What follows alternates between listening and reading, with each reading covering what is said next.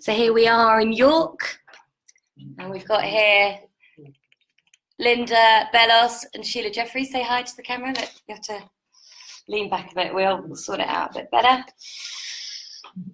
Okay. Sheila. Okay. Hello everybody. Some of you may not know who I am. I'm a retired professor. I was a professor at the University of Melbourne, but before I went there, up till 1991, I was a resident here in the UK. And the most recent book is called Gender Hurts, a feminist analysis of the politics of transgenderism. It's very nice for me to be able to be here to talk to you because, as some of you will be certainly knowing tonight, if you didn't know it before, that it's very difficult to speak about this issue because transgender activists make it very, very difficult to have any kind of feminist analysis of transgenderism. You are simply not allowed to say it. There were attempts to get my book banned, to make sure the publisher didn't publish it, and so on and so on. And I got called a fascist, and like David Irving, the Holocaust denier, and so on and so on. It's been very difficult for me to speak, so it's very nice that you have come here to hear me and that I'm able to address you tonight. I mean, that's really lovely. So what I'm going to do is do a bit of history and discussion of the construction, the invention of this thing called transgenderism. Because I was in another life a historian. I have most recently, for decades, been a political scientist. So that's my take on things. I'm sort of looking at the construction of transgenderism historically and politically, because that will help us understand the problems with the projected gender identity bill. Now, when the Women and Equalities Committee was set up a couple of years ago of the government, previous government, I guess, but present government, the first thing that was examined was the rights of persons who are transgender, which was kind of surprising because we had thought it might be about women, but in fact it was mainly about men. That was the very, very first thing to be addressed. And in fact, feminists were not asked. Women didn't get a chance to put any of their concerns. And that committee recommended that there should be improvements to and changes to the Gender Recognition Act, which was the previous legislation of 2004, changes that the transgender activist movement wanted. Now, the Gender Recognition Act of 2004 set up a panel that persons who wanted to transgender, it was overwhelmingly men at the time, as historically it has always been, they could come before this panel, and if they had statements from two doctors, they could actually get recognized by the panel as having a different gender from, well, since gender doesn't exist, it's not the gender they originally had because it's all invented.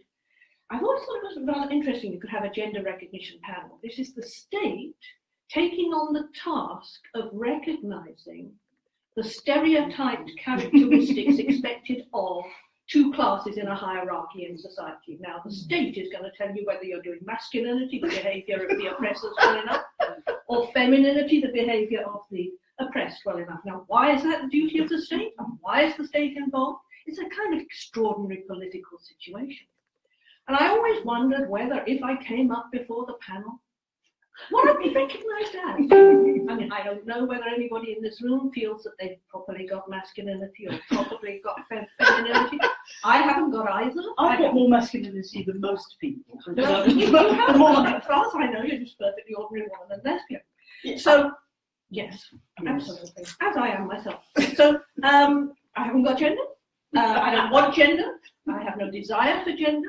Why is the state involved in recognizing and enforcing the correct characteristics of two classes of persons in a relationship of power, that is men and women, in the way that they are? So the Recognition Act of 2004 was extraordinary in itself. It is even more extraordinary that that was not sufficient for transgender activists. They went on to say that there should be the legislation which is likely to come into Parliament before the end of the year now, which is the Gender Identity Bill. And the Gender Identity Bill will enable, mostly men again, to say that actually they are women, sign a piece of paper saying that they are, and enter all women's spaces as women, toilets, prisons, sports teams, etc., etc., etc. If this legislation is introduced at in the state of politics at the present, the government and the opposition both support this idea that men should be able to say they are simply women, sign a piece of paper, and become so. I think, where are we? In some kind of extraordinary science fiction. But actually, that is the situation that we're in. Now, with the 2004 Act, the medical practitioners had to say that these men who came before the committee had something called gender dysphoria, some kind of medical condition. The Gender Identity Bill doesn't require that. Any man can just come and sign his name. Now, the situation is that we are, I want to say, in a crisis around transgenderism at the moment. For many years, the mainstream media, politicians, policymakers have promoted the idea that children. In fact, of course, men cannot become women. And I suspect the majority of people know this. But it's become not just impolite, but potentially dangerous to say this. In The Guardian on Saturday, for instance, there was something called A Letter to My Children to Tell Them That I Am Transgender. It was by a man who says he doesn't yet dare to tell his children that he's about to become a woman. Saying, the only time I have to pretend I'm a man these are the days and weekends when you come to visit. His wife has left him. And he bemoans the fact that he's too scared to tell his children that he's going to be doing this thing, becoming a woman. The expected response from the leaders is, of course, sympathy, not for the wife and children, for whom he is about to create huge misery or has already created huge misery, but for the man who is pursuing his fantasy of becoming a woman. So it's an extraordinary thing that serious newspapers are carrying reports of this kind and promoting the idea that a man can become a woman in this way. Now, one result of the positive portrayal of the practice is that referrals of children to gender identity clinics have hugely increased. This is just one symptom of what is going on as transgenderism is promoted and accepted. Whilst the idea and practice of transgendering children was unheard of a couple of decades ago, the idea that there could be such a creature as a transgender child has become a social contagion, and it's creating a human rights violation on a massive scale. In 2016, there were 2,016 referrals of children of 3 to 18 to gender identity clinics, and that was more than 6 times the number 5 years previously. So this is in the UK. The numbers are going up hugely. This year, the number referred has gone up to 50 a week, which is a rise by 2,500% since 2009. And we expected to believe that this is some kind of real discovery of real transgender children, rather than obviously something fashionable and socially created. It's just one aspect of the huge rise in the acceptance and practice of transgenderism in recent years. Now, the transgendering of children is promoted by adult men who transgender because, as they themselves admit, they want their practice of transgenderism to lose the sexual stigma that's attached to it, because it comes from cross-dressing. It's just an expression of cross-dressing behavior, transvestism, which is a paraphilia, it's a sexual fetish. They want it to lose that sexual stigma, and they think if they can actually say that children are really transgender and should be transgender, the sexual stigma will go, because if children have got it, it's essential, it's something real. Right? So adult men have engineered the transgender of children in order to remove the sexual stigma from their practice. An example of the promotion of the practice to children is the fact that there's an exhibition which has just opened at the Brighton Museum called Transology, which has talks for 13 to 14-year-olds and includes a pair of preserved breasts in a jar to show what young women can achieve. It's like science fiction, isn't it? And you try to imagine that maybe it is, but it's not. Now, the ideology of transgenderism is that persons who transgender are essentially endowed with something called gender, which consists of the mental and behavioural characteristics more suited to someone of the opposite sex. Now, of course, transgender ideology lies about gender, and it says it's the same as sex. And in fact, though, of course, sex is biological, cannot be changed. What men who transgender change is their clothing, hair, makeup, sometimes the way they speak and sit. There are all these videos online teaching men how to speak, how to sit, how to flick their hair. There's a lot of hair flicking, which is about a really feminine thing to do. I don't have enough, and I don't think I've ever done it. Because I'm not, I guess, authentic. They're not precisely the stereotype forms of appearance and behaviour that feminists have fought for decades to abolish. Indeed. Their wives complain that they seek to look like Barbie dolls and bedeck themselves in ways that the women in their lives consider to be degrading. The creation of such caricatures is the result of the fact that the men get their idea of womanhood from the pornography that they consume, and I will go on to talk a bit more about that pornography in a moment. Transgender ideology states that the men who transgender have mysteriously acquired women's brains in biological male bodies and that they possess a feminine essence. Men who transgender do not like critical analysis of where transgenderism comes from because this undermines the essentialness of their condition. The legislative and policy gains they have made, which endanger women's rights and threaten to disappear women as biologically female persons, are based upon this ideology. And to support it, the idea that there is an essence, they argue there have always been transgenders in history. They emphatically reject the argument that I'm going to put to you now, that transgenderism was invented and constructed in the latter half of the 20th century. Now, there's no sociological or political analysis in the newspapers, in the media, as to why the phenomenon of transgenderism has arisen, or why it's burgeoning so much or so quickly. Everybody is supposed to believe its essence, so you cannot actually look at where did it come from.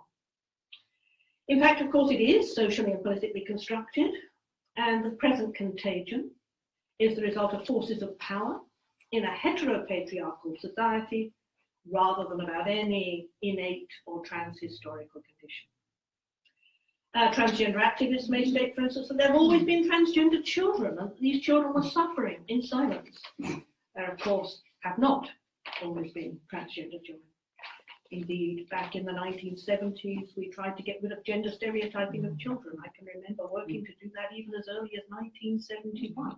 We didn't think that little girls should be forbidden from playing with train engines and so on, because we didn't believe in gender stereotypes. There certainly haven't been transgender children in history unless you actually believe that little girls should not play with trains and little boys should not wear robins on their underwear. That's being used now to diagnose transgender children. An 18-month-old boy might want robins on his knickers, therefore he must really be a girl. And this, yes, really, if you read my book, there is this. These are the sort of things that are being said. Now, as transgenderism grows as a social contagion, the many social harms associated with it increase exponentially. And they include, of course, conflict with women's rights. They include the conversion of young lesbians and gay men to surgically constructed heterosexuality, because transgenderism is conversion therapy away from homosexuality to heterosexuality. It includes serious health problems created by treatment and many other problems which we may not have time enough to deal with this evening. I will only be dealing in this particular talk with men because it was men who invented the practice that have mainly forged the campaign for transgender rights and so on. I'm very happy to talk about the transgendering of lesbians and young girls and young women, which are for very, very different reasons. And I'm happy to do that in a question time. I'm going to concentrate on men right now. Okay. Now, the concept of transgenderism was, the US anthropologist David Valentine says, institutionalized in the 1990s. So we can trace it back to the 1990s. He was an AIDS safe-sex educator in New York City, and he was sent by the charity that he worked for to what was seen as the stroll, in which gay men working in prostitution would be found, where he could do same-sex education. And he was told these were transgenders. Right? So he went to these places and discovered that none of the men there thought that they were transgender. They knew they were men, they knew they were gay men, they were perfectly happy having their penises, they didn't think there was anything transgender about them, because at that time the concept hadn't reached them. It hadn't been enforced by forces of power coming out through these NGOs and institutions and now universities to actually make these perfectly ordinary men, gay men, transgendered, get them to accept themselves as somehow transgendered. They didn't know about the category, so of course they were not transgender at that time. Now he says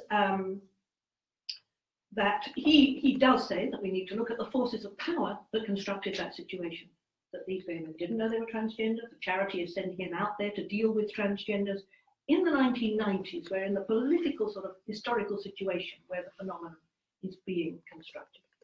Now the terms transsexual, transgender, the term transsexual, which preceded transgender, was coined in the 1950s to describe persons who wished to change their sex as it was seen then.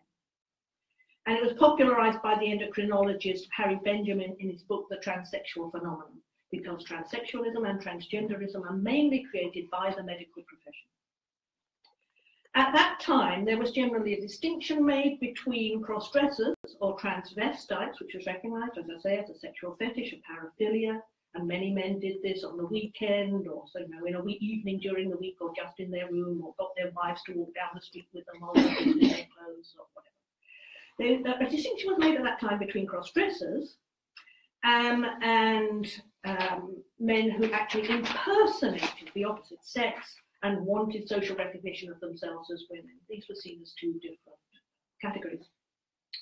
The term transgender itself was actually coined by a heterosexual cross-dresser, a man who called himself Virginia Prince, and he sought to distinguish himself from transsexuals and thought that men wanting to cut their penises off was sadly mistaken. He was totally against that idea, and of course it is counterproductive because the sexual excitements that come from cross-dressing are less easily approached if the penis is removed. So there's some contradiction involved there. Virginia Prince started a magazine in the US for cross-dressers called Transvestia, and he worked to create a more acceptable face for cross-dressing, and in fact to remove the sort of sexual element from it so that it was not seen as sexual. Now, his adoption of the term transgender was part of what we might call the move to gender, from being seen as transsexual to being seen as transgender. It's a move to gender that takes place, in which both cross-dressing and transsexualism came to be understood as expressions of an internal or essential gender, rather than simply being hobbies carried out for sexual excitement. The term transgender was normalized through the queer politics of the 1990s, when it was adopted to convey a wide meaning encompassing all of those who were seen as engaging in behavior most usually allotted to the opposite sex, from butch lesbians to cross-dressing, gay, men, and so on. Presently, the term transgender is used in common parlance to refer to those who would once have called themselves transsexual, a word which is no longer really used. The language has changed. The distinction has completely broken down between cross-dressing and transgenderism, and the term is being so widely used now that it can mean, as the new legislation would have it, just a man who decides on a particular day to sign a piece of paper, or a man who just dresses up in high-heel shoes on Sundays, and so on. It no longer refers to a medical condition, certainly doesn't require surgery. The vast majority of men who say they are women still have all their male organs. Now, transgenderism historically, where does it come from historically? It is a recent invention. Transgender activists do indeed say that there have always been persons who were transgender. But the reason some persons cross-dressed in history are very, very different from what's happening now. There were women who cross-dressed in history, and they cross-dressed because they could not earn decent money as women. They often joined the army. They would like become plumbers. Even in the 20th century, there were women who, in order to become plumbers, would have to cross-dress as men. So they cross-dressed in order to live with women and in order to actually support themselves and those women and have decent jobs and so on. It didn't mean that they thought they were men. They never thought they were men. That did not occur to them. They did this for a job's worth situation. Men who cross-dressed historically did so for sexual excitements, and they didn't either say that they were women. So this idea that people who cross-dress actually say they are actually members of the opposite sex is a kind of extraordinary development at the end of the 20th century, which is actually a very scientific century. And you'd think that that would mean that this idea would not take off, but extraordinarily it has. So transgenderism at the end of the 20th century required the support of medicine. It was medical men who constructed transgenderism. Now, particularly sexologists, the science of sex, as religion fell out of favour in the late 19th century, the scientists of sex came in to talk about how sexual practices were constructed, and they said that homosexuality was created by something going wrong in the body that actually meant that, probably in the fetus or in the womb, that somehow homosexual men were more feminine and so on. They said that the thing about men who were homosexual is that they liked the colour green and they were unable to whistle. Whereas, and this was natural and innate and to do with, they didn't know the word genes, but somehow innate. The problem with lesbians is that they could whistle and liked the colour purple. That is true. You can whistle. Actually, I can't whistle very well. I'm very good at whistling. Shall we have a whistle? Shall we have a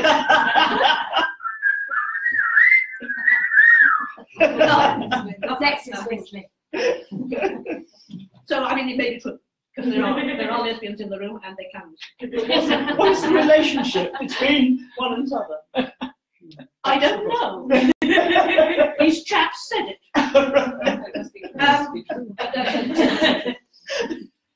Now, by the 1920s and early 1930s, the sexologists, the scientists of sex, were starting to conduct experiments in which they actually put, for instance, goats' testes into men to increase their virility, and started to try and engage in sort of physical cross-sex surgery.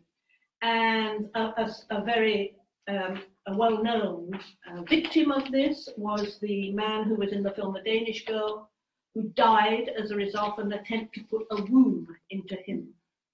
So these surgeries were very serious and very vicious, as these sexologists played about with the possibility of transsexing people at that time. It really got going, the idea that people could be physically transsexed, in the 1950s. And at that time, it was mostly homosexual men that the sexologists were seeking to transsex. The transsexing of cross-dressers, ordinary heterosexual cross-dressers, tended to come rather later. Now, Bernice Hausmann, who is a historian of transgenderism, says that it was the public dissemination of scientific knowledge of the human endocrine system that enabled certain human subjects to understand themselves as members of the other sex. So the sexologists, the doctors, are now understood about hormones. They realized that you could actually put hormones into bodies and change sex. And as they started to promote those findings and understandings, then certain persons in the population were able to think, I could be in that category and have a different understanding of themselves. And so we got mainly men at that time starting to come forward saying that they would like to change sex. So the creation of the possibility and the category by the medical profession creates what Bernice Hausmann calls the demanders, those persons who then come forward and say that they do want this to be done to themselves by these doctors. She says that the crucial thing was endocrinology. That provided medicine with the tools to enforce sexual dimorphism, not just to examine and describe it. So endocrinology, working out how the endocrine system worked, was crucial to the idea that you could actually start to transgender or transsex people. there were three medical developments that were necessary. Plastic surgery was one. A development, of course, hugely increased after the First World War and then again after the Second World War in order to deal with persons who'd had serious injuries in war. But that could then be used to start to do the creation of the genitalia supposedly that fitted the sex or gender of persons who sought to transex. Also, good forms of anesthesia were necessary in order to carry out those brutal and vicious surgeries. So all of those medical specialisms were necessary because before the idea that somebody could actually be transexed or later transgendered could actually develop. In fact, the historian Vern Bullock, who he's a historian of sexuality, he said in 1973 that transsexualism might be iatrogenic. Now, iatrogenic means a health problem created by medicine itself. In other words, it might exist, he says, simply because surgeons could now do sex changes which weren't possible before. So the medical profession created this phenomenon. And even in those early years, the idea that transsexualism was a condition which required treatment by hormones and surgery was not well accepted. The doctors really argued amongst themselves at the time. The first famous transsexual in the US who was created was a man called Christine Jorgensen. And there was a turf war which broke out around what was the correct treatment for this man. Christine Jorgensen was a homosexual man. And the doctors told him that he was indeed a woman and could be created into a woman, and set out to perform these terrible mutilations upon him. The male demanders of transgender treatment, as I think I've probably already explained by now, fall into these two categories. Homosexual men who feel unable to love women whilst remaining in a male body, and that is all still going on, particularly amongst young homosexual men. Teenagers and men in their young 20s. And men who were overwhelmingly heterosexual and transgenders as a climax to their interest in cross-dressing, which is often something they've been doing from about 11 years old when they start wearing their sisters' or their mother's clothing in front of the mirror and get sexually excited. Jorgensen was persuaded by his doctors, he was a woman, but homosexual men are a minority of those who are transgendering now. It is mostly 60 or more % of those who are transgendering the men now seem to be heterosexual cross-dressers rather than homosexual men. The cross-dressers, you will know some of them quite well. There's Bruce Jenner, he's a cross-dresser. There's a man called Frank Maloney, who was a boxing entrepreneur, 63 years old.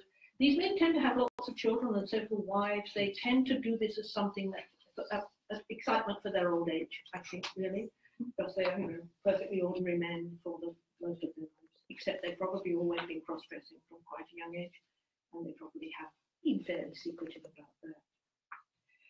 Now, another force in the construction of transgenderism was the movement of cross-dressers in the 1960s and 70s. Cross-dressers groups were formed all over the United States and in the UK. In the UK, the group was called the Beaumont Society. It still exists. And at its inception, it would not allow transsexuals to enter, only cross-dressers, interestingly enough. But now it covers both categories. And this is a symptom of the fact that transsexuals were going a bit far and besmirching the name of cross-dressers.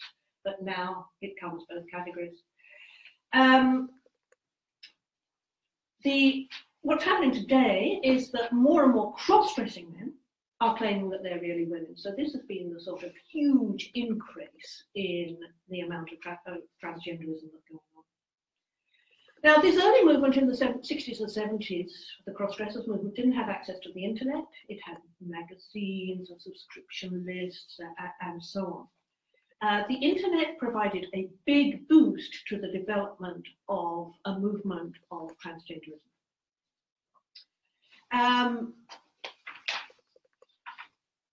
The adoption of the term gender and the idea of gender and the idea of gender mistakes and a feminine essence in these men and so on, was adopted, as I've explained, so that these men could try and get rid of being besmirched by their sexual motivation. Because sexual motivation mean it would be hard to get health insurance, for instance. It's not as socially acceptable to be somebody who practices a paraphilia. It's much more acceptable to say that you have somehow mysteriously, from the stalk, acquired an essence of femininity that's dropped into your brain at 63 years old, after you've had many, many children, wives, and a career in boxing, and so on. Often the men, in fact, most often the men who do transgender have been in very, very masculine occupations, in the military and so on. Sportsmen like Jenna. So they've been very, very masculine, and then they sort of relax into their feminine essence in their 60s or 70s. Now, unfortunately for them, these men have been unable to entirely get rid of the scent of the sexual perversion around their behaviour, particularly because women like me go out and give lots of information, as I'm going to give to you now, to make it very clear that for the majority of men, heterosexual cross-dressers, it is actually a sexual problem.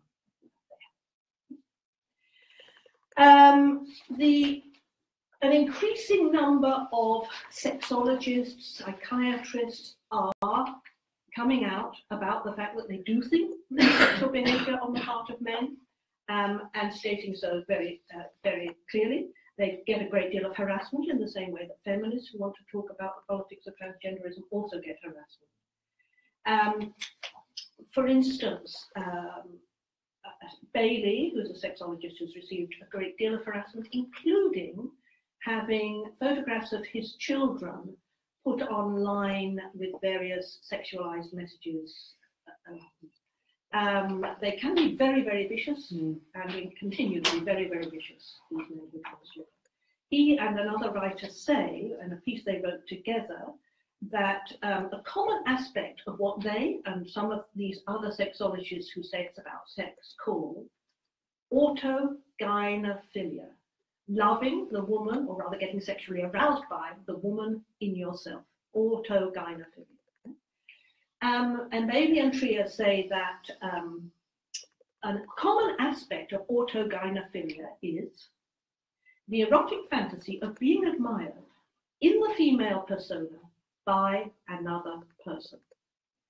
So, Ray Blanchard, who's another sexologist, also says that a signal difference between autogynephiles and homosexuals, to whom they're often compared, is that homosexuals don't seek a reaction from passers-by for their sexual satisfaction. Yeah. Indeed not. Whereas the heterosexual men who progress from cross-dressing to transgenderism act as if they're in a perpetual movie into which other persons, such as wives, are inducted, however unwillingly, to play the part of audience. And so these men say they have to go into the women's toilets because they have to have the women look at them.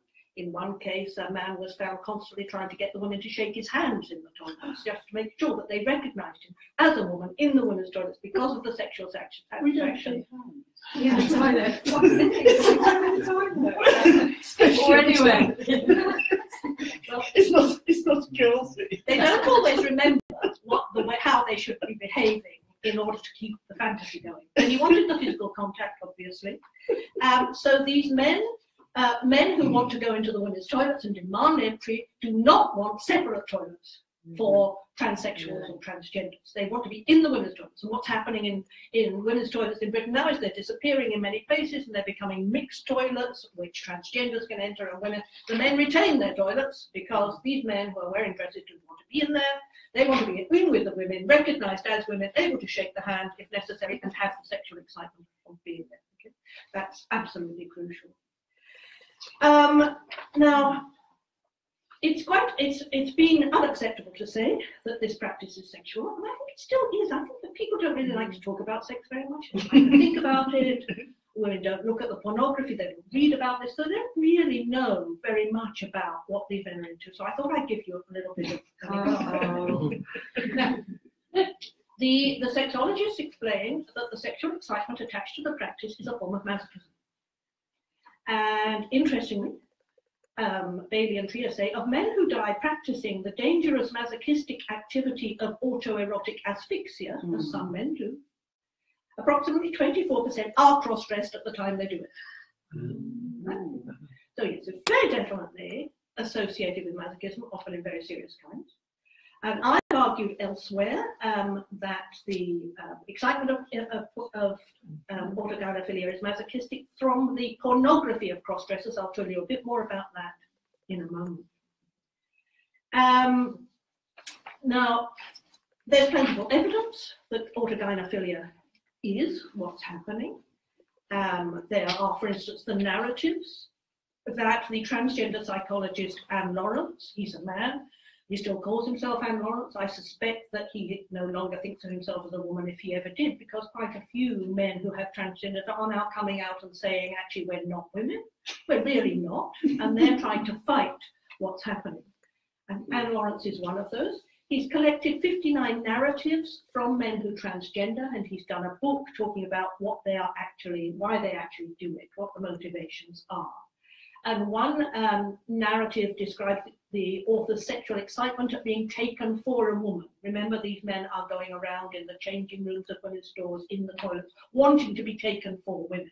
And this man says, in the early days, I would become aroused whenever anyone, a sales clerk, a casual stranger, would address me as ma'am, or perform some courtesy, such as holding a door for me. So the excitement is really, really clear.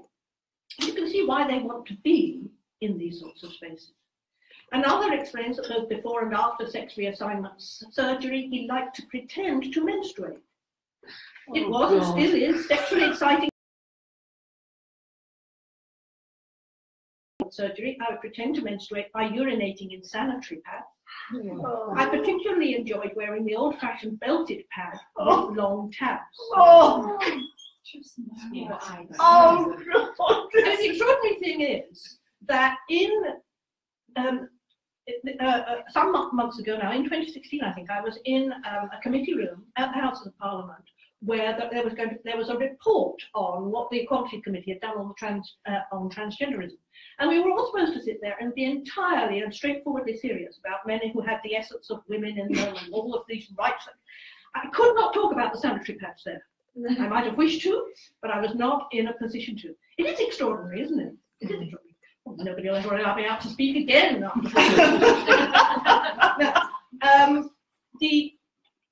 the shape of the transgender pornography industry, I realize I'll bring this to a close fairly quickly, but I'll just tell you about the transgender pornography industry so you'll get a sense of what's going on out there.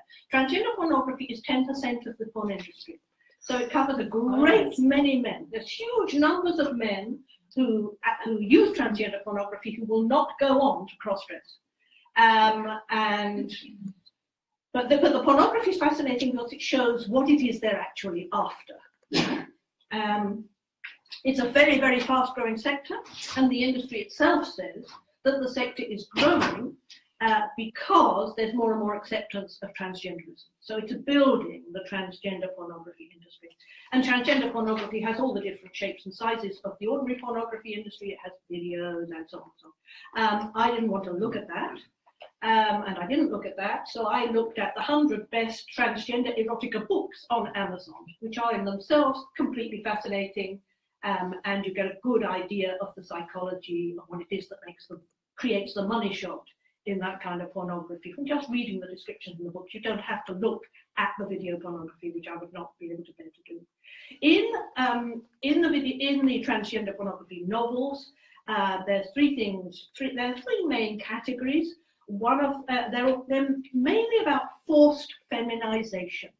In the pornography, the men are forced to wear women's clothing, and the collapse in status is so exciting. That's the money shot, the moment of which they're forced to have makeup put on, or lipstick put on, or whatever. It's about the collapse in status. That is the masochism, because they are very aware. They're very politically aware.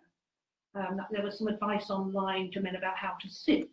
and it said that women have to sit with their knees together, so the men should make sure they put their knees together. If they take up space, it's about power. Women don't have power and keep their knees together, so men wanting to imitate women must keep their knees together. They're very politically astute. They understand the hierarchy of power between men and women. So I'll give you a few examples of this. There's The New Girl, a forced feminization novel by Holly Sharp. The writers are, I think, all men, but they have sort of slightly sex industry names. And the hero of the novel, he has high status as CEO of a major oil company, but he's about to lose his job. He applies for a new job as assistant to a CEO, which is advertised as stockings optional, ready to assume the position. Submit your resume today. Right? And it says about the video, about the book, it concerns male to female cross-dressing, male submission, forced feminization, as well as oral and anal sex between a man and a feminized male. And the cover photo shows a man in heels and a short skirt taking something from a filing cabinet. Does anybody do that anymore? They still do in this particular kind of male fantasy. They still do. In heels, and he's in a subordinate female servicing role. Now, forced feminization we used in the books to create the sexual excitement of being punished, and that's a theme of A Day at the Feminization Factory, two transgender transformation tales, and so on and so on and so on. Oh, there's also a science fiction element. These men take pills, and in some way, suddenly they are female. And there's this wonderful book called Gender Swapped in Space, Gender Swapped by Aliens, which is one of my very favorites. And it says that the man is taken aboard a spaceship and he's forcibly feminized. Now that Casey's body is bursting with fertile desire, she's everything the aliens need. Now, once the men have been feminized, they resemble porn models. They have breast implants, they have corsets, they show their bottoms, and so on. They don't get feminized into ordinary middle-aged women holding down jobs in schools and offices, because that would not be sexy. Now, there are other categories in transgender erotica. There's categories called sissification, which is one category of forced feminization. Men are forced to be sissies. There's bimbofication. There's strumpetization, and so on. So these are all making men into subordinate categories of women for the sexual excitement that's involved. But there are other categories as well. There's pregnancy pornography. Men suddenly find themselves not just female, but pregnant, because that's particularly horrifying. There's lactation pornography. There's lots of lactation pornography, which tends to include things like Thai ladyboys have been trafficked and are fed with estrogen until they're actually producing milk, and so in the pornography the men are sucking the milk out of the breasts of the Thai ladyboys.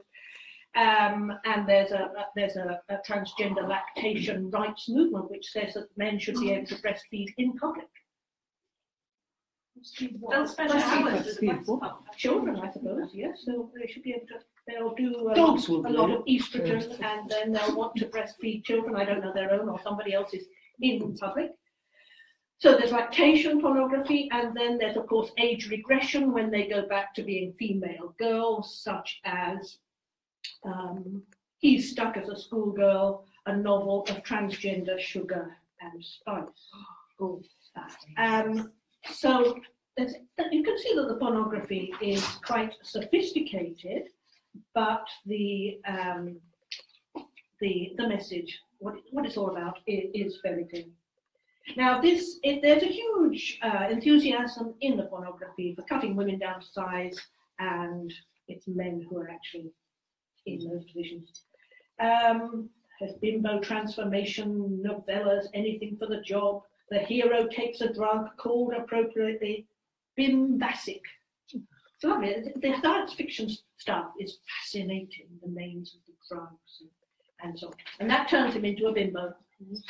And that novel is called A Gender-Bending Bimbo Transformation Story, which contains descriptions of masturbation, oral sex, and body alterations, including male to female transformations and breast enlargement. It also includes light BDSM themes. And when men are strumpetized, they take strumpetification serum. Strumpetification serum. It's quite hard to say, isn't it? But I think it's really important to look at these books, and if one could bear it, even to look at the other forms of the pornography, because I think there's a lot of ignorance. Do you not feel there's a lot of ignorance about what the motivation really is behind what's going on? Do you feel it makes it clearer, knowing about the pornography, having this kind of information? Okay, other forces constructing transgenderism in the late 19th century, of course, were queer politics and something called transgender feminism. Queer politics, the ideas of Judith Butler and so on, that gender could just be swapped and played with, and it was transgressive and progressive for men to wear skirts and so on. That was very influential, particularly in the universities. And of course, a lot of the material that's supporting transgenderism coming out of the universities now, and they now do transgender studies. There's transgender studies in which men who've become women supposedly teach young students about how men can become women in what used to be called women's studies programs, which are now called gender studies programs. So there are first-year courses in transgender studies. It's extraordinary, isn't it, that we have got to this situation. Now I shall rush through and simply explain that what's happened because of the internet is that many men's sexual fetish interests have become communities and networks on the net. The net has enabled this to happen. So you have communities and networks of men who are into corsets, and they boast to each other about how they wear tighter and tighter corsets. There's men into high-heeled shoes. There are, of course, men into child sex and child pornography. The internet has enabled the development of these communities, and it has enabled the development of the transgender community. It's been very, very influential in doing that. It's also enabled transableism. In transableism, the men want to have an accident that means they're confined to a wheelchair. They don't usually manage to find doctors who are prepared to break their backs. They do sometimes find doctors who are prepared to take legs off. A lot of them are wanting their legs off. You can find pornography sites. I found one gay male pornography site where men talked about fondling stumps. So there's sexual interest behind all of this. And that the idea of getting legs off is called body identity integrity disorder, and it's based on transgenderism. And very often the personnel are the same. There are men who are transgender who also want legs off, and so on. Now, the people online who are creating identities for themselves are quite often quite unusual. There are there's a woman who sees herself as a Korean cat. And so on. And so there are quite a lot of young people particularly who want to be wolves. And actually some of them are having physical transformations, so they have things going on. Okay, so what I'm going to just conclude here for you is why have we got to this point? Well, we've got the state intending legislation to enable these sexual fetish behavior on the part of men. I call it a sexual rights movement, a men's sexual rights movement. As men have they have pornography, they have prostitution. Huge parts of the world are constructed to serve men's fetishes, and we now have an attempt to create legislation which will enable these men with these particular kinds of fetishes to be out there involved in women's spaces. Thank you. That's it.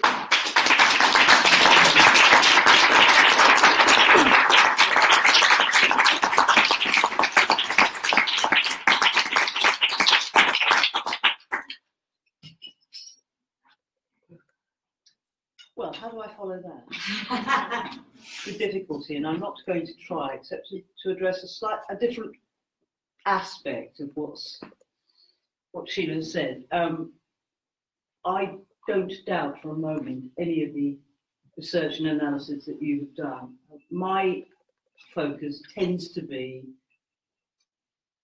the political use of power, and I have, perhaps it's naive, but I have a desire to see the notion of equality in the world.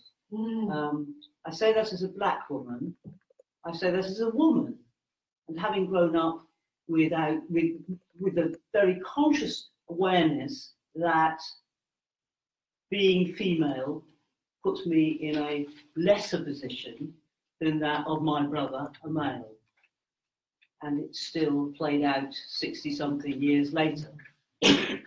I was very, very struck. In fact, I got a note today from a trans woman whom I know. I can't remember what she said to me, but something. I said she, because I'm going to be respectful. That she's very hurt by what I've said. And I asked her a question about race, because it seems to me that one of the categories that human beings, and actually men, came up with the notion of races.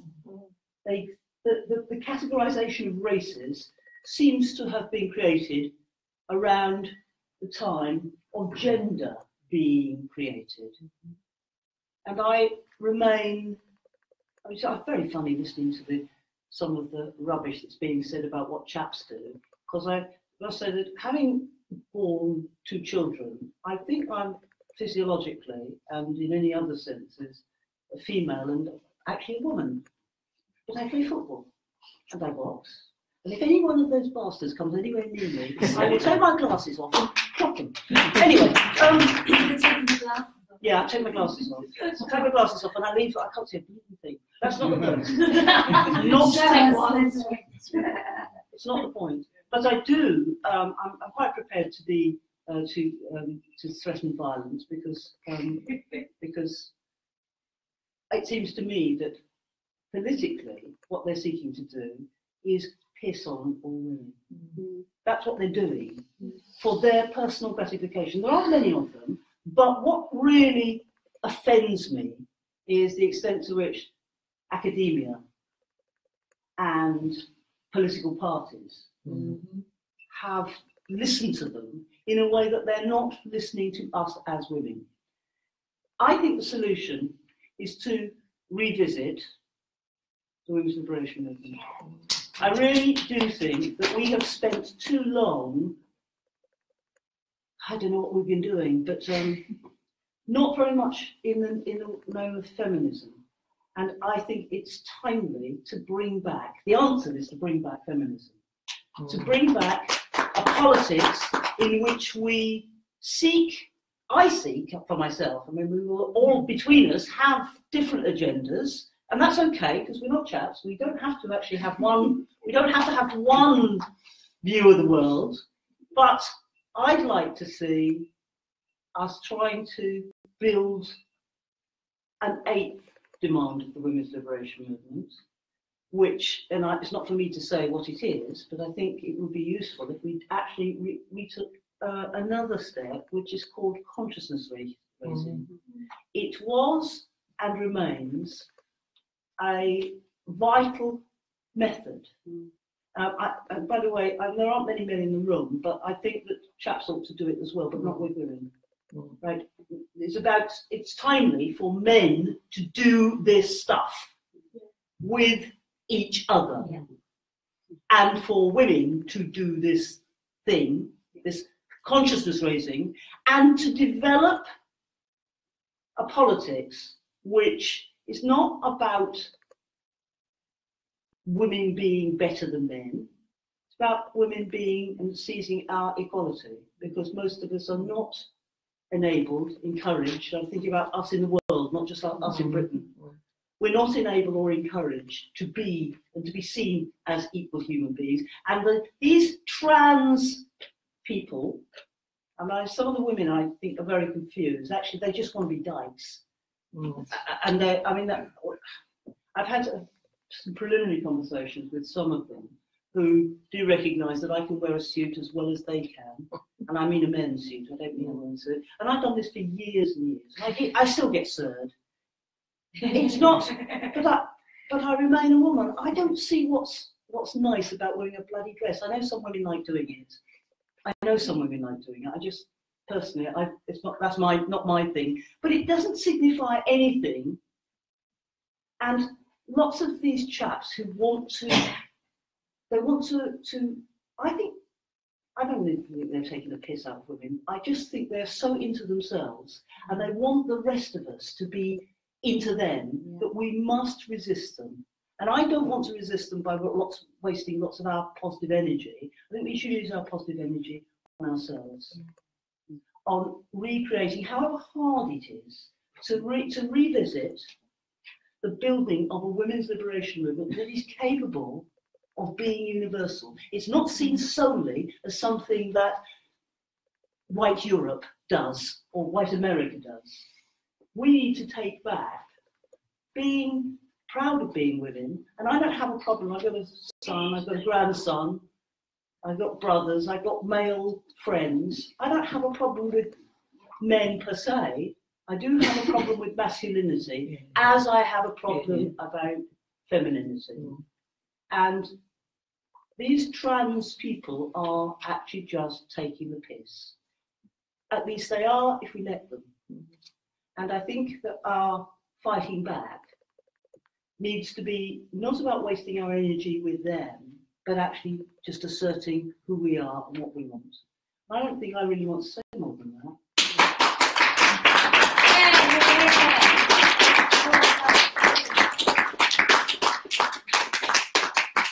Still on the live. So how can we fight this Gender Recognition Act? Can I just, did you want to come on the camera? Yes, we haven't spoken about the Gender Recognition Act, and actually you're absolutely right, because tonight is called We Need to Talk About. If it wasn't in a poster, I'd say it in the long form, which is we need to talk about these dangerous conservative proposals to update the Gender Recognition Act. And this consultation is happening in the next few days, weeks, months. It's happening in this parliament, which is a 2-year parliament, and it's supported by it's created by the Conservative Party, and it's supported by the Labour Party, especially the left of the Labour Party, Jeremy Corbyn and Momentum. It's supported by the Liberal Democrats, who one of their councillors in their last year's conference suggested that sex work should be offered to A-level students, school leavers, as a more exciting career than accountancy. This is what this Lib Dem councillor said. The SNP, the Green Party. I personally saw Caroline Lucas at the March of the Mummies, which was about parents' working rights. That was on Halloween this year. And I personally spoke to Caroline Lucas. She was all warm to me, and I said, Caroline, can I speak to you? She was like, yes. And I was like, I need to talk to you about Maria Miller's dangerous proposals to update the Gender Recognition Act. And her whole manner changed. And she just turned away from me and she said, I agree with Maria Miller, and I'm afraid I haven't got time to talk to you. And she walked off. So the Green Party, the SNP, the Labour Party, the Liberal Democrats, and the Conservatives, the only against us, and shockingly and shamefully, the only political party in Parliament, and they actually are wielding quite a lot of power at the moment. So maybe we should find allies in. It was the DUP. Yes. Well, I'm trying to have a meeting with Diane Abbott and another young woman, black woman, who's shadow something. Dawn Butler. Yeah, Dawn. She who knows about it. I'm trying to have a meeting with them because but politically they know that I have some clout. Yeah, well, some knowledge of experience.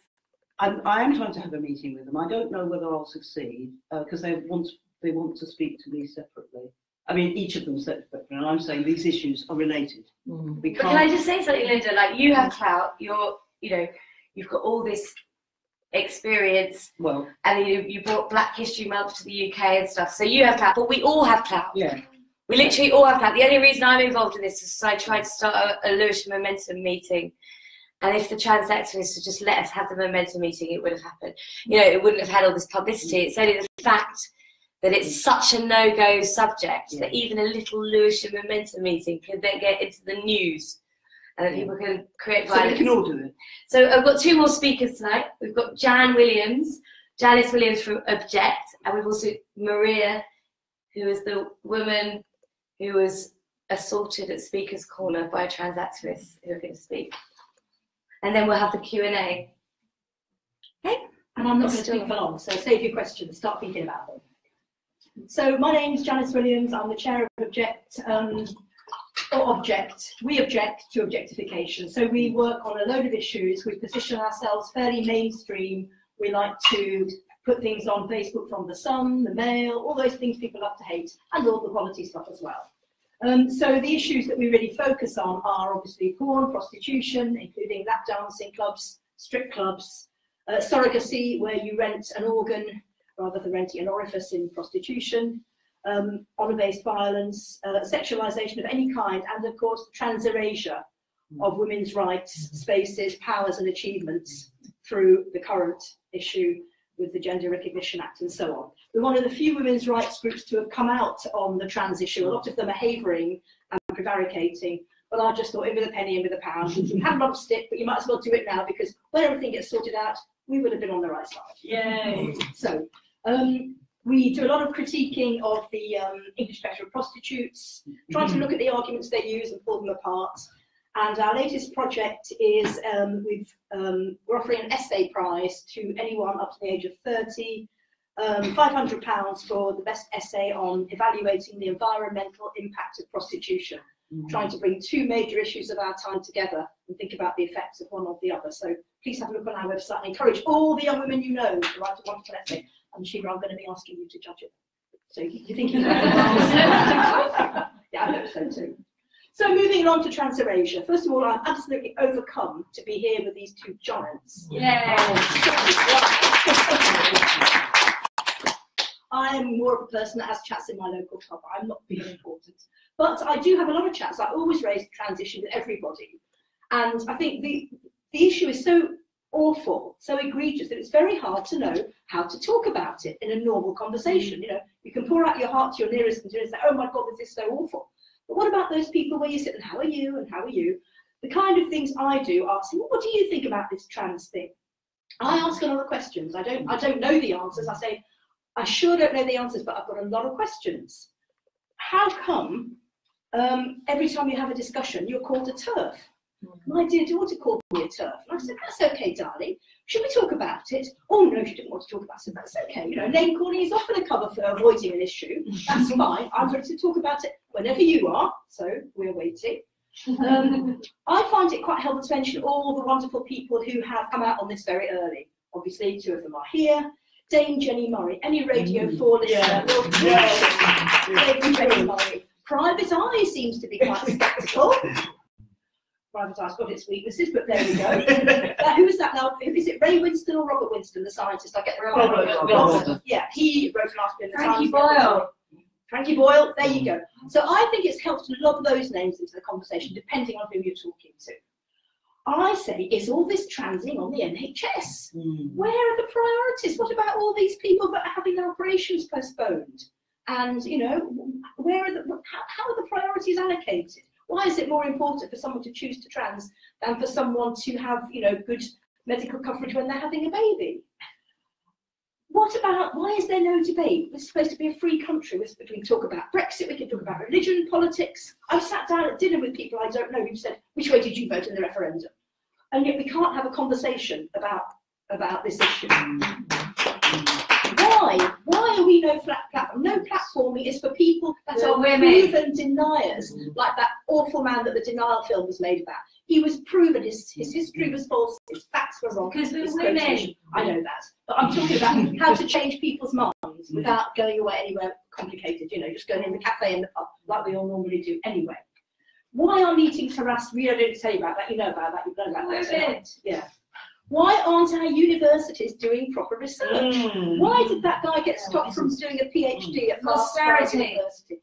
Yeah, sure it is. Yeah, it is. Because they're businesses now. No, because they're businesses now, because of austerity, because of Tory austerity. Let's face it, our universities are there to give us information on important topics and to used to be.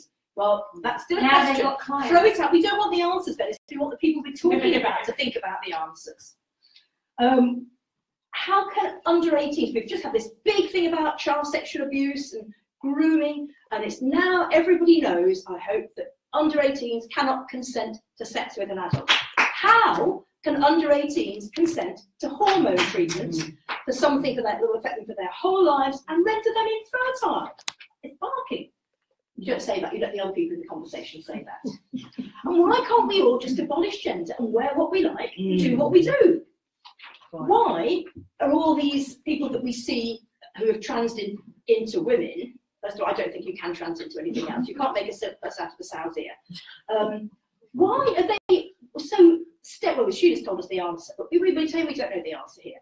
Why are they so stereotypical feminine? I've sat down with friends and I've said, they're all wearing dresses. I've known you for 15 years and I've never seen you in a dress. Yeah. I know you're a woman, you know.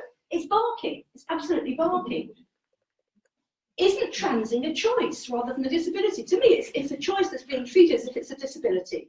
People don't choose to be born with a disability. They don't choose to be born a certain race. They don't choose to be born a man or a woman. They've got no choice about it. And if it causes them a problem, they've got to get on with it as best they can. But if you can trans back, and we know people who have, it has to be a choice. And a choice should not be treated with the same amount of respect, dignity and resources as a disability of any kind, or something which society makes a disability, like race or your biological sex.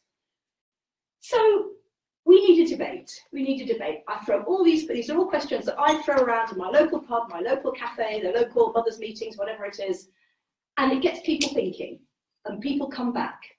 So the other thing we all have to do, and even I've done this, I know this is something we're always told to do, and this time I've actually done it, so I can sit here and say, you must write to your MP. Write to your MP. Definitely write to your MP. The erasure of women's spaces. Why should any, you know, we've got all this money supposedly encouraging girls and women to go into sport. Why on earth should they bother to try and do well when some bloke who has got the remains, the musculature, the strength, the height, and everything from when he was a man, he still is a man, zooms into women's sport, picks up a heavyweight and makes them all look stupid? Why should anyone bother? It's pathetic. Some of these gentlemen's clubs have said that they're not going to admit trans men. I must admit, I've almost been tempted to put on a suit. And a few of us have talked about, you know, hopping into some male changing rooms. Let's face it, would be a bit of fun. It would be a little bit of a fight back, wouldn't it? A little bit of activism. I can pass, but frankly, I don't want to do it. I think the more that's not that pass. In the men's toilet? Yes. No. Quite. So I would say to you, try and have these conversations with everybody. Otherwise, it's going to slip through under the radar. Be the person that people feel safe to talk to about it. I'm sure, you know, you won't be called bigots and idiot because you're not. The people who know you know you're not. Name calling is just a cover for avoiding the issue. None of us here is a TERF, but let's face it, we need questions and we need discussion. And then our last speaker tonight, before we're going to have the last speaker tonight, which is Maria. And we're going to have a little break, so everyone goes to the toilet. Question and answer, where I think that everybody can then say a question or a comment. It doesn't have to be a question. Or it can be a question, any of the panel, where you speak for like a maximum of a minute or 2 minutes or something. Yeah. Maria. Well, it's a great privilege to be here, and I'm very, very flattered to be asked to speak after a series of such accomplished and brilliant women. And all I did was get duffed up at Speaker's Corner. Duffed up. But it seems people are interested, so I'm just going to say a little bit about it. I will be brief. You may have missed my age in the news coverage. But I am 60, however, I am a late developer. I only came to this issue earlier this year. It was only back in March, after the reaction to Jenny Murray, that I began to get really interested in it. And that when I went 6 months later on the 13th of September to Speaker's Corner, it was the first time I was ever going to go to a meeting or meet anybody that had been involved in campaigning on this issue. And I went there to learn, as I have done tonight, to hear about things, to hear about the possible changes to legislation and the effects they may have on women. I didn't go to make friends with the TERFs, but as it turns out, that was the best thing that happened to me.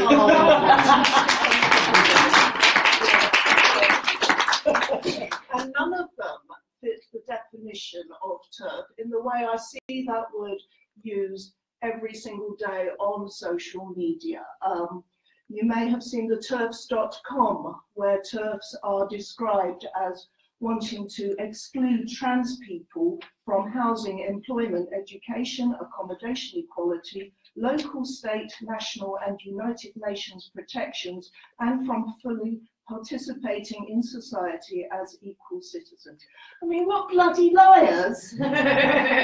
I have not seen any evidence to support that kind of allegation, and I wouldn't want anything to do with anyone who thought like that. But what I have seen is a hell of a lot of hate and abuse against us, and I say us because I suppose I'm what they might consider to be a born-again TERF. So when I went to Speaker's Corner, I went there as an outsider, and it was just typical of my luck that I was the one to get set upon by this pack of hoodlums. But I didn't take it personally, because I know that the first man to attack had stated on social media earlier in the day that he wanted to come to that meeting in order to fuck some TERFs up. And any of us would have done. Who loved that? On Facebook, Trans Action for Health London, who were consulted in Maria Miller's consultation, a charity who get money from the government. What? Loved that comment, tweet or comment or whatever it was, which was the person who then went to initiate the violence against you. Right. And again, at the anarchist book fair against but that actual thing. So the excuse for picking on me was that I was just filming their ridiculous and pathetic protest from a distance of some 3 or 4 meters, even though none of them had asked me to stop. Now, I've gone into some detail about what happened at the assault on my blog at skepticat.org. Skepticat.org. It's also got all the video footage on there. It was very frightening for a few seconds, especially when I went down on the ground, but it could have been a lot worse. I wasn't badly hurt. Yeah. I was very shocked.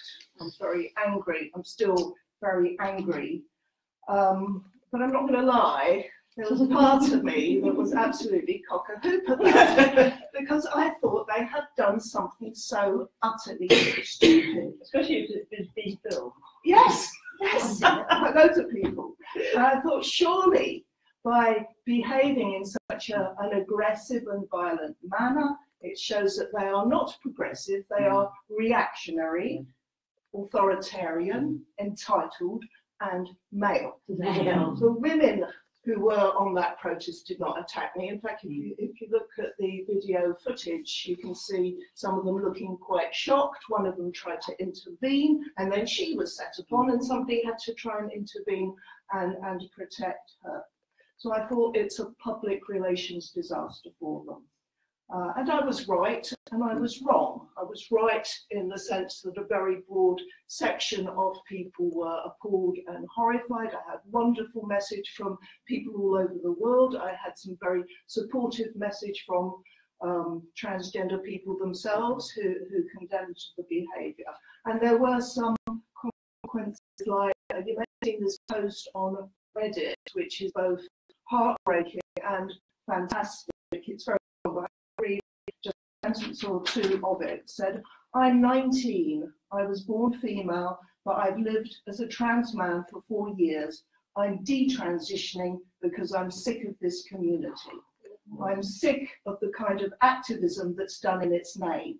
I'm sick of people who want to beat up old ladies. Oh, you're not an old lady. There's nothing wrong with being an old lady. Yeah, but even so, she's look at her. Don't completely unprovoked because she has a different opinion than them. Now, unsurprisingly, she, the author of this piece, has been attacked and accused of lying, but I believe her because that sentiment has been echoed in other messages. Here's one more I'll read. It says, this is somebody I've become quite friendly with. I despair with what is going on supposedly in my name. It's difficult even to raise concerns in trans circles without becoming a pariah. I'm tempted to say that I'm past caring what the trans community think about me, but I'm trying to be a voice of reason in there. I have my own reasons for standing against self-declaration. but one of them is that I respect women and your right to your own spaces. In real life, I never presume, but I have always been invited in with a warm welcome, and for that I'm so grateful to my female friends and colleagues.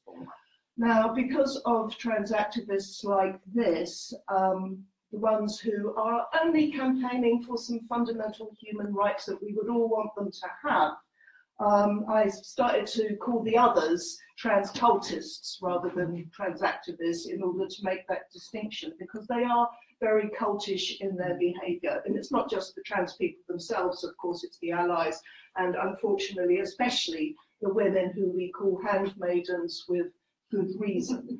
They have no arguments. They have only smears, abuse, gaslighting, and now violence. And the intention is just to shut us up, to silence us. That's what it's all about. Well, one thing that I was most surprised about after the Speaker's Corner attack was, far from condemning and wanting to distance themselves from it, hundreds and hundreds of trans cultists applauded it, celebrated it, said that I'd provoked it, and even that I had started it. Yeah. They see things in the footage which simply aren't there. Headlock. Yes, exactly. I've got this person who is supposedly half my size in a headlock. I've lifted him off the ground. I've thrashed him around like a rag doll. They stopped short of saying I'd dragged him through the turpentine and serpentine, and impaled him on the Albert Memorial. But if they said it, it would have been believed. And when I see that kind of craziness and the depths to which they will think,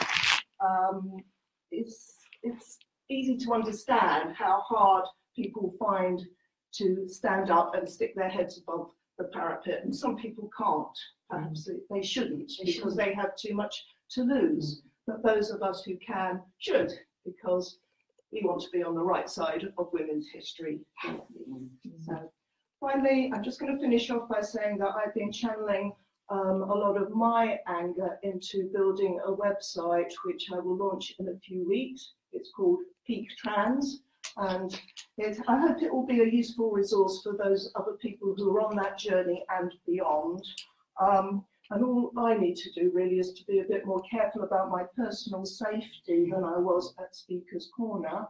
And I am, in fact, because last Saturday, when I discovered the possible whereabouts of one of my assailants, the same bloke, the wannabe turf upper, I made sure I wasn't alone when I, well, I don't think I can, quite honestly. Anyway, I and someone else went down to the East End of London, and to cut a long story short, we spotted him, we told the police, and he has been arrested.